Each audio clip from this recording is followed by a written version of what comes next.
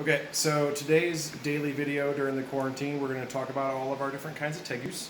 And I have the kids and Teresa here with me, and everybody's going to kind of hold one, and then we're going to go through the different kinds that we have. Tegus are an omnivorous lizard from South America, and they're spread all throughout South America and have a whole bunch of different colors and kinds. So we want to apologize in advance because in the background the shop is kind of a disaster because we are using the 2-week quarantine period to deep clean everything, so there's hoses and tanks and fake plants all over the place. So I'm going to give Teresa Ethel, and then I'm going to take the camera. You take So, oop, that's my hand. Right here is Walter, and Walter is holding Double Stuff. Double Stuff is an Argentine black and white tegu. Double Stuff is a boy. These big jowls are how you show off for girls. Double Stuff came through the rescue, so when he came, he had a little bit of a split lip right there. But it doesn't affect him. We just keep it moist the same way you would keep your mouth moist. And then Double Stuff is regrowing his tail. So you can see down here that the pattern is different. That's one of the easiest ways to tell is when you have a regrow, is Double Stuff's tail is banded, and then where it's growing back, it's striped. So Double Stuff is a black and white tegu that is from Argentina. So he's from the southern portion of South America, which means it gets cold.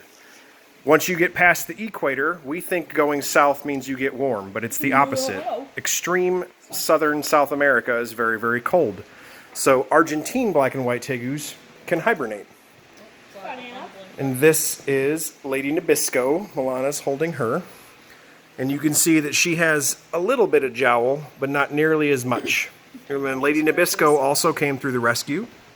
So you can see she has a little bit of metabolic bone disease that caused her to have a hump. We've since fixed that, and she's good and healthy, but that will never go away. And then she is starting to shed her tail.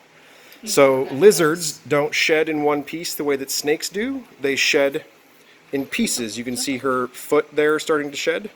So what she does is she gets her skin wet and then rubs herself along in the mulch to peel that skin off. So it started to dye her slightly brown like the color of the mulch.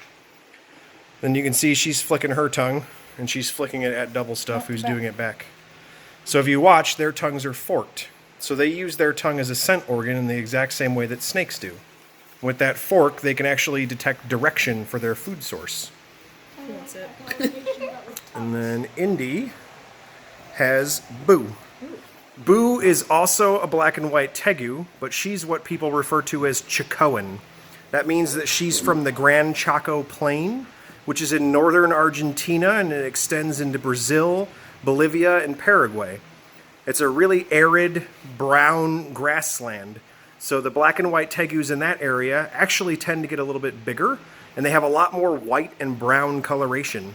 So a boy would have much more white on his face, and Boo, because it's a girl, just like Lady Nabisco, is lacking those fat jowls. So she just has a thin little face.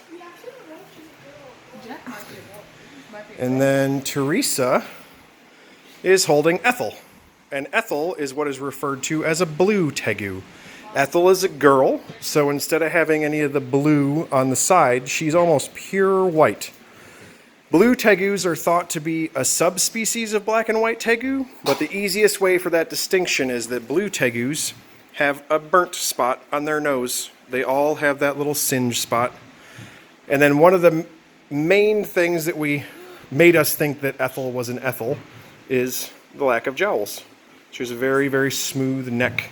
They're very slender built when they're female, but they're super, super white. They're a really awesome looking lizard.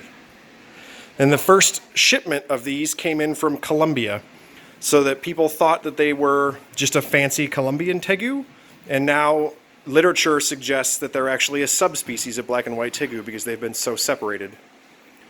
And then down here, and not wanting to hang out with anyone, is Pablo. And Pablo, who's leaving us, is a black and white tegu, but he's from Colombia. So he's much smaller than his friends from Argentina, much darker black, and with a nice level spotting there along his sides. And his head is very, very freckled with that black and white. Now, because he's from Colombia, that means he's from much farther north than Double Stuff in Nabisco, So he actually can't hibernate. It's not something he's able to do. And they just hung out and ate mice, so they're being cool and chilling with us. But tegus make awesome pets if you have the space. They get very large and can be very active. But it's pretty cool to have a lizard the size of a lap cat that will hibernate.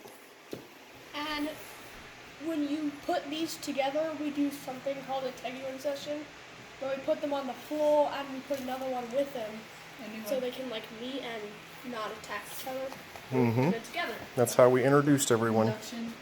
Same with eating. We just open the cage and put meat. Double stuff. Alright, so there's a bunch of kids and a bunch of lizards. Everybody wave. You're on quarantine. You can't see any of the humans. It's only a video.